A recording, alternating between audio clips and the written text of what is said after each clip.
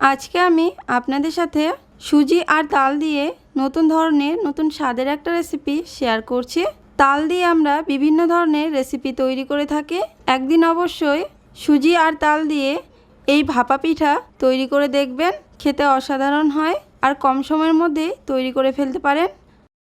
নমস্কার বন্ধুরা, প্রতিমা সুস্বাদু রান্নাঘরে আপনাদের স্বাগত জানাই। এখানে আমি একটি পাত্র নিয়ে নিচ্ছি 1 কাপ সুজি। এখানে আমি 250 সুজি নিয়েছি। দিয়ে দিচ্ছি ঘন তালের পাল্প।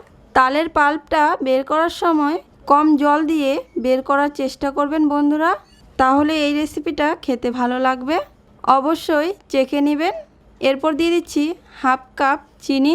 এখানে আমি 3 চামচ পাউডার দুধ দিয়েছি। এরপর দিয়ে দিচ্ছি নারকেল কোড়া, সামান্য একটু লবণ।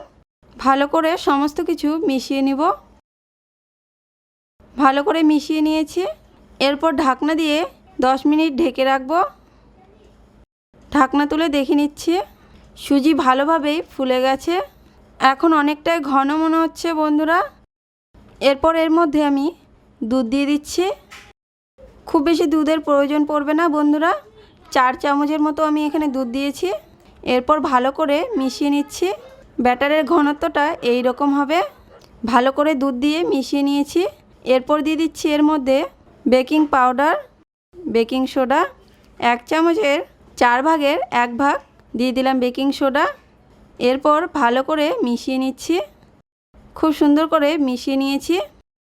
আমি এখানে স্টিলের বাটি নিয়েছি ছড়ানো। এরপর তেল লাগিয়ে নিচ্ছি ব্রাশ দিয়ে।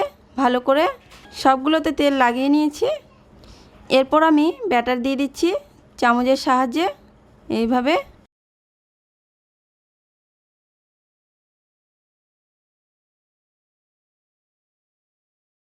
সবগুলোতেই দিয়ে দিয়েছি বন্ধুরা, দেখুন এইভাবে। এরপর আমি সাজিয়ে দিচ্ছি উপর থেকে এইভাবে। এরপর আমি উপরে কিশমিশ দিয়ে দিচ্ছি এইভাবে সাজিয়ে সুন্দর করে। সবগুলো সাজানো হয়ে গেছে। কড়াইতে জল বসিয়ে রেখেছিলাম গরম হতে। ঢাকনা তুলে দেখে নিচ্ছি, জল গরম হয়ে গেছে। এরপর আমি বাটিগুলো বসিয়ে দিচ্ছি। গ্যাসের ফ্লেমটা লো রেখেছি। একটা করে বাটি এইভাবে বসিয়ে দিচ্ছি বন্ধুরা, সাবধানে। এরপর ঢাকনা দিয়ে ঢেকে রাখছি। খুব বেশি সময় লাগে না বন্ধুরা, 10 মিনিটেই তৈরি হয়ে যাবে সুজির ভাপা পিঠা। এরপর ঢাকনা তুলে দেখে নিচ্ছি, দেখুন বন্ধুরা তৈরি হয়ে গেছে। নামিয়ে নিচ্ছি।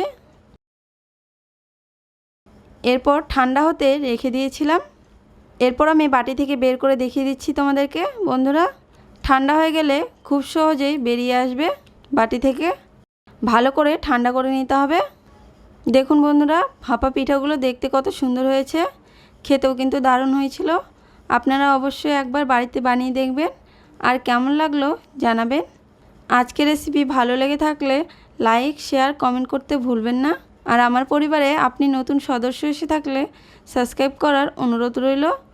পাশে থাকা বেল আইকনে ক্লিক করে দেবেন। সবাই ভালো থাকবেন, সুস্থ থাকবেন।